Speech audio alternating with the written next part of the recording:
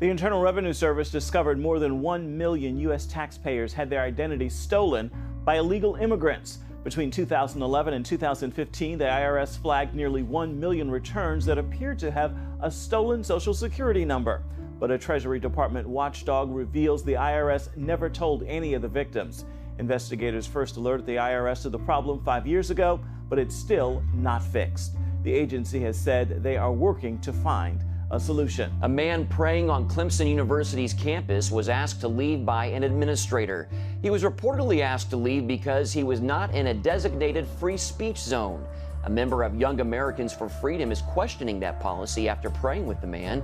The Young Americans for Freedom Club plans to pressure Clemson to stop its policy of restricting speech on a public campus, especially when it comes to prayer.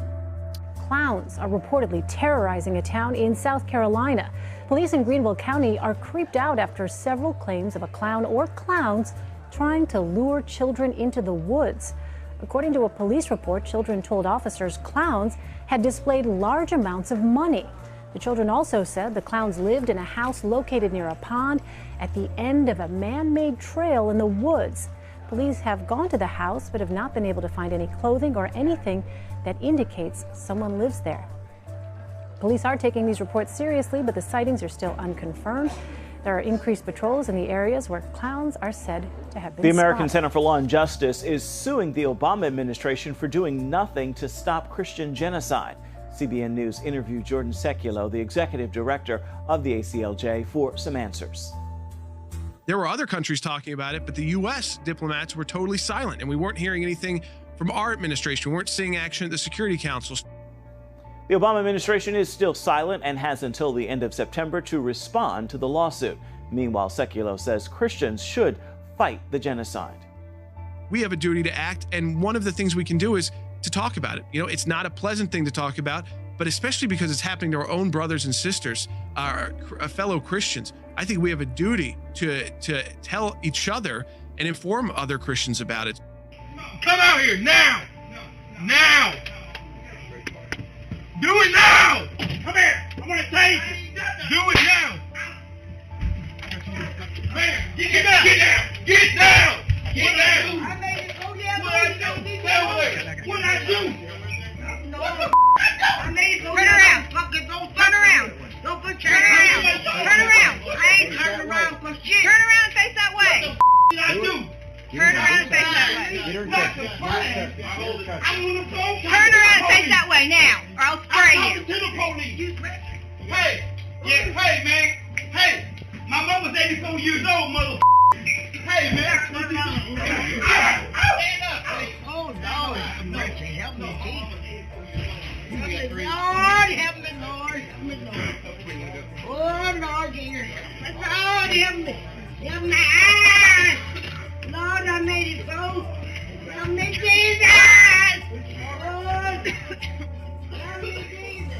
Some scandals are so massive that they're simply hard to believe. But this one is true. As many as 1 million white English children may have been the victims of Muslim rape gangs, better known as grooming gangs, in towns up and down Great Britain. Policy analyst George Igler. I mean, when you counter an issue that is just so unbelievable, just so outside your frame of reference and understanding, the immediate human reaction is just not want to believe it at all. Perhaps even harder to believe is that while there have been prosecutions, British authorities have still not stopped this criminal activity. There's a particular problem involving Pakistani heritage men who target young, vulnerable white English girls. Not my words, but a member of Parliament, Jack Straw, who also said these Pakistani heritage men view white English girls as, quote, easy meat. This is when some shout racism, but here are the facts. Calculations based on convictions show that a British Muslim male is 170 times more likely to be part of a sex grooming gang than a non-Muslim. And there are no recorded instances of non-Muslims doing this to Muslim girls as part of a criminal enterprise. In one local jurisdiction, it was estimated that 6 out of 7 Muslim males either knew about or were part of a grooming gang. The grooming gangs have been traced back as far as the late 1980s.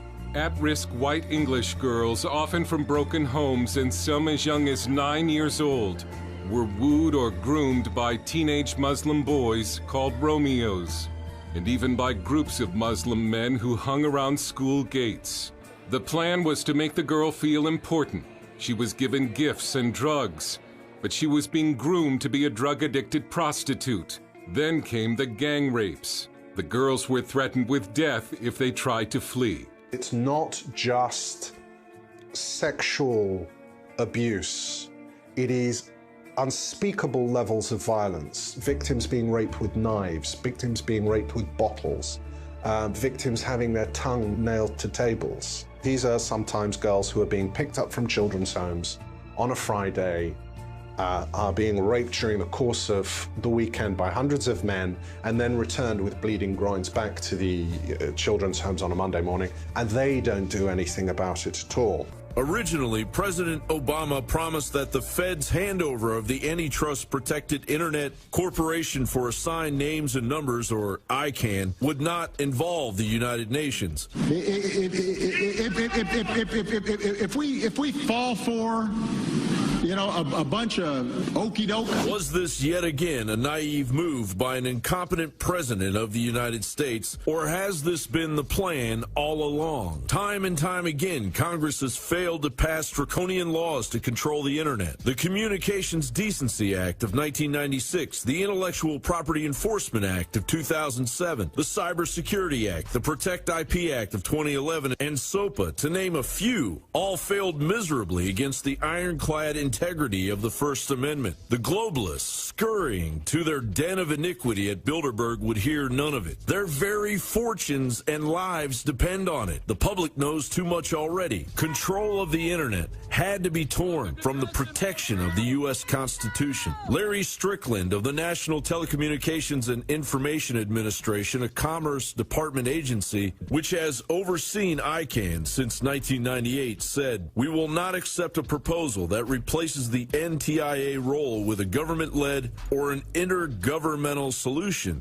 Now, after the full weight of Edward Snowden's revelations opened a treasure trove, the United States, in pure Hegelian dialectic fashion, offered to cede control to a multi-stakeholder, i.e. lobbyist-dominated model. That's right, the internet will be in the hands of lobbyists, the very bottom feeders of the whims of globalism. How bad is it? In the intervening years, the United Nations and the European Union had jostled for control of the internet. During a meeting in Dubai, the International Telecommunications Union, the telecom branch of the United Nations, demanded rules governing the internet to be rewritten. Specifically, the international organization proposed deep packet inspection authority that would allow it to monitor and censor content on the internet. The United States walked out of that conference in protest. What appears to be the mundane task of assigning parking spaces for internet businesses will more than likely face in the very near future a level of censorship that will make the free-thinking people of the World Wide Web's head spin. The Inquisition 2.0. The European Union has proposed the creation of a censorship and mass surveillance framework for EU countries funded by the European Commission. The Clean IT Project webpage explains the plan called for police to patrol Facebook and other social networks in search of extremist material and propaganda, in addition to allowing users to flag terrorist content